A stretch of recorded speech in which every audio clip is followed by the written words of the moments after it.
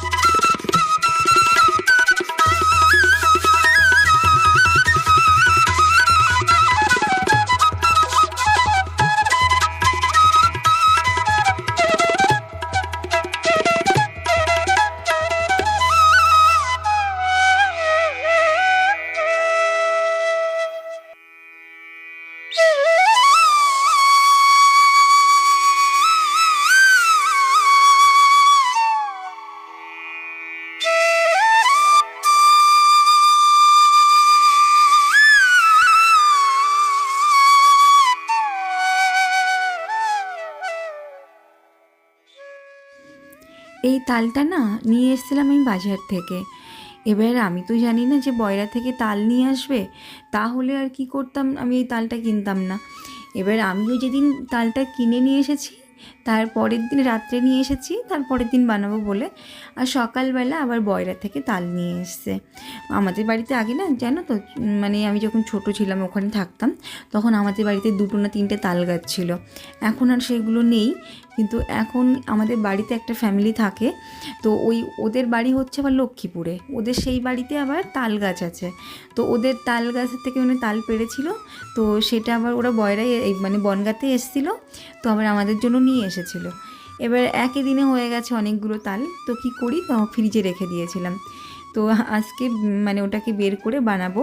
এমনি তাল অন্য অন্য সব কিছু মাই করে, আমি কিছু করি না। আজকে আমি প্রথম সমস্ত সব কিছু নিজে হাতে করে আজকে বানাবো। কারণ অন্য সময় কি হয় না, বাড়িতে যখনই তাল হয় আমি সব গুছিয়ে দিই, মা বসে বসে বানাই। কিন্তু আজকে প্রথম আমি বানাচ্ছি। মাকে বললাম তুমি এসো, কিন্তু মা বলছো ক্যামেরা করছিস, ভিডিও করছিস, আমি যাবো না, তুই করে নে। তো সেই জন্য আমিই করতে এলাম।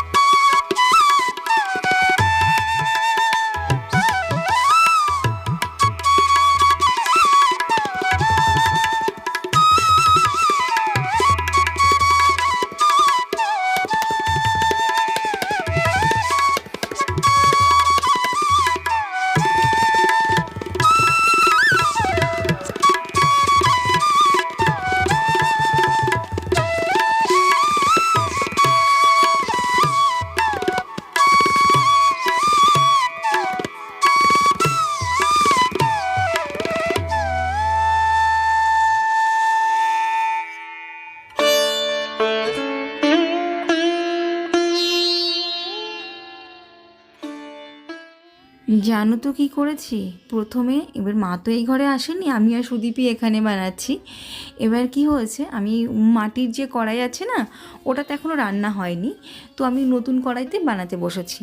এবার তেল দিয়ে দিয়েছি ওটাতে, দেওয়ার পরে দেখছি তাড়াতাড়ি তেলটা না শুকিয়ে আসছে। আমি যে কেমন হলো, তেল এত তাড়াতাড়ি কমে যাচ্ছে কেন? তো মাকে আমি বলছি, মা আমি না এরকম তেল দিয়েছি, তেল তাড়াতাড়ি কমে যাচ্ছে। বলছে নতুন জিনিসে দিয়েছিস, মাটির জিনিস তো তেল টানবেই, তুই ও করলি কেন? তুই এই কড়াইতে বসা, না হলে তেল তাড়াতাড়ি শেষ হয়ে যাবে। তাই আবার ঢেলে এই কড়াইতে এখন বসে বসে বানাচ্ছি। বলো, না জানলে যা হয় আর কি। কি বলবো আমি। হ্যাঁ, ওটা মা বললো যদি অনেক পুরনো হাঁড়ি হতো, রান্না করতে করতে একদম পোড় ভালো হয়ে যেত, তাহলে আবার অনেক সময় মানে অতটা তেল টানে না। এখন বানাস না ওটাতে। আর লোয়ার জিনিসে নাকি তেলটা কম টানে, তো ভাবছি একটা লোয়ার কড়াই নিয়ে এসে রেখে দেবো একটু ভাজাভুজি করার জন্য।